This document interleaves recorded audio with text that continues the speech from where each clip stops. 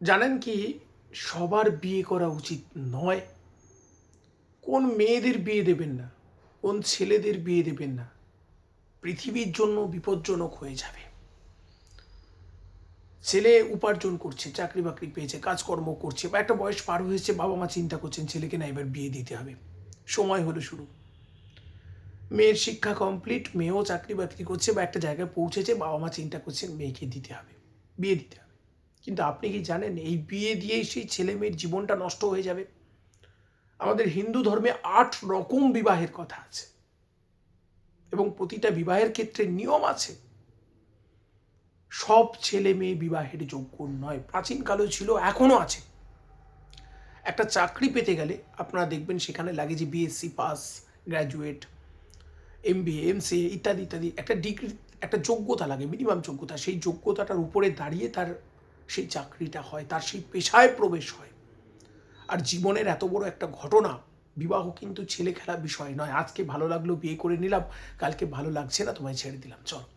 বিয়ে কখনো এরকম সিচুয়েশন নয়। বিয়ে খুব জীবনের একটা খুব বড় ঘটনা। একটা ভুল বিয়ে হয়ে গেলে সেক্ষেত্রে জীবন পুরো ধ্বংস হয়ে যাবে। আপনারা ভাবতে পারবেন না একটা ভুল বিয়ে কিভাবে একটা পরিবারকে ধ্বংস করে দেয়। তা সেক্ষেত্রে এই বিয়ের ক্ষেত্রটা খুব ইম্পর্টেন্ট।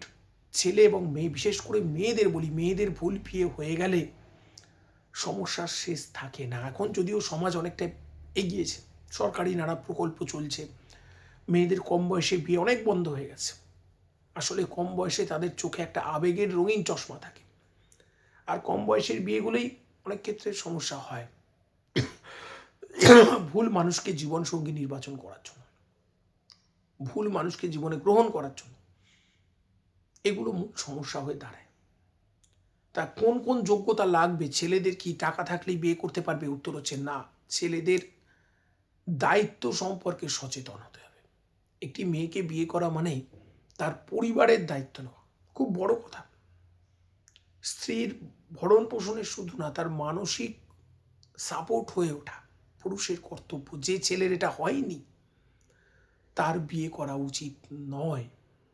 আবার আরেকটি বলবো, যে ছেলের বাবা মার দিকে একটু দেখতে হবে। বাবা মা অত্যন্ত স্বার্থপর। অনেক বাবা মায়ের মধ্যে একটা ধারণা আছে যে বিয়ের পর ছেলে পর হয়ে যায়, বৌমা পরের বাড়ি থেকে এসে ছেলেকে কিনে নেয়।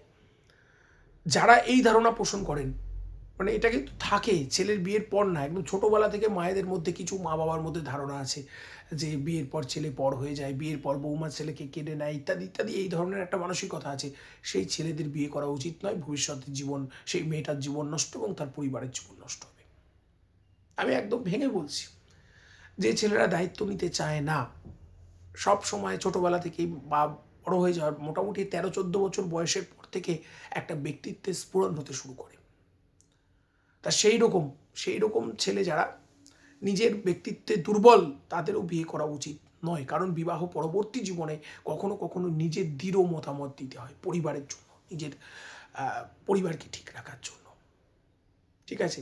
তৃতীয় হচ্ছে স্ত্রীর প্রতি কর্তব্য পালন করা। বিয়ে করেছি, ছেলেদের বিয়ে হয়, মেয়েদের বিয়ে করে, আর বিয়ে করে তাকে নিয়ে এসছি মানে সে আমার অধস্তন কর্মচারীর মতো থাকবে সবসময়, এইরকম মানসিকতা যাদের, তাদেরও বিয়ে করা উচিত নয়। বিয়ে মানে অনেক স্যাক্রিফাইস থাকবে সেখানে। ঠিক আছে। এবার একটু মেয়েদের দিকে তাকাই। প্রত্যেক মেয়ে হচ্ছে তার মায়ের মিনিয়েচার সংস্করণ। একদম দৃঢ় সত্য কথা। যাদের মা নেই তারা যে নারীর সংস্পর্শে বড় হয়, তার একটা সংস্করণ তার মধ্যে থাকবে। এখন কথা হচ্ছে যে কোন মেয়েদের বিয়ে করা উচিত নয়। দেখুন, বিয়ে মানে ওই যে বললাম, অনেক কর্তব্য, পারিবারিক কর্তব্য পালন করতে হবে। যার সঙ্গে বিয়ে হচ্ছে তার পরিবার, ওই যে উভয়ের পরিবারের প্রতি দায়িত্ব নিচ্ছে। বিয়ের সময় যে 7 পাকে ঘোরানো হয়, 7টা পাক, 7 ঋষির নামে ঘোরানো হয়, সেই 7টি পাকে যে মন্ত্রগুলো বলা হয়, আমি ওই জন্য বলি বাংলায় বাংলায় মন্ত্রগুলো বলা উচিত। খুব কমন মন্ত্র। যদিদং হৃদয়ং তব, তদিদং হৃদয়ং মম। হাতগুলো এরকম কলা গাছের মতো সাজিয়ে মন্ত্রটা পাঠ করানো হয়। আজ থেকে আমার হৃদয় তোমার হোক, তোমার হৃদয় আমার হোক। সবাই জানেন। আচ্ছা, জানেন কি বিয়ের মন্ত্রে আছে যে আজ থেকেই তোমার সমস্ত পরিবারের দায়িত্ব, সকলের দায়িত্ব আমার, আর আমার পরিবারের বর মেয়ে যে যার বিয়ে হবে সে পর্যন্ত শপথ করে যে তোমার পরিবারের সকলের দায়িত্ব আমি নিলাম। কেউ এইগুলোর দিকে খেয়াল করে না, এই মন্ত্রগুলোর মানেগুলো বোঝার চেষ্টা করে না।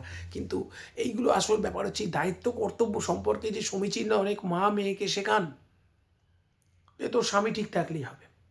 ভুল, ভুল, ভুল। পুরো পরিবার ঠিক থাকতে হবে, সকলের সঙ্গে ঠিক থাকতে হবে। স্বার্থপর মানসিকতা নিয়ে চললে কিন্তু সেখানে সংসার হবে না, দুজনের পরিবারে বিপর্যয় আসবে। অতিরিক্ত স্বাধীন চেতা ভাব বিয়ের পর উভয়ের ত্যাগ করা উচিত, নারী পুরুষ উভয়ের।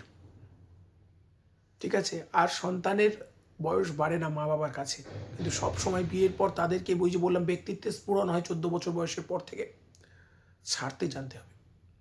ঠিক আছে? নাক গলালে হবে না। যারা সংসার করছেন তারা জানেন সংসার মানে অনেক রকম সমস্যা থাকে, তার মধ্য দিয়ে এগোতে হয়। তো এইগুলো যারা মাথায় নিয়ে চলবেন আমার মনে হয় সংসার জীবনে সফল হতে পারবেন। আর যাদের এগুলো নেই তাদের আমি বলবো বিয়ে করার দরকার নেই, জীবনে যেমন আছে তেমন থাকুন। বিস্তারিত আলোচনা পরবর্তী পর্বে থাকবে, সঙ্গে থাকুন। স্বস্তি বার্তার সঙ্গে থাকুন। অনেক অনেক ভালো থাকুন। নমস্কার। আর একটা কথা বলছি যে আগামী কলকাতা বইমেলা 22শে জানুয়ারি থেকে শুরু হচ্ছে। স্টল নাম্বার 584, বর্ণাক্ষর সাহিত্য প্রকাশন। সেখানে স্বস্তি বার্তার সব বই পাবেন। সঙ্গে থাকবেন, স্বস্তি বার্তার সঙ্গে থাকুন।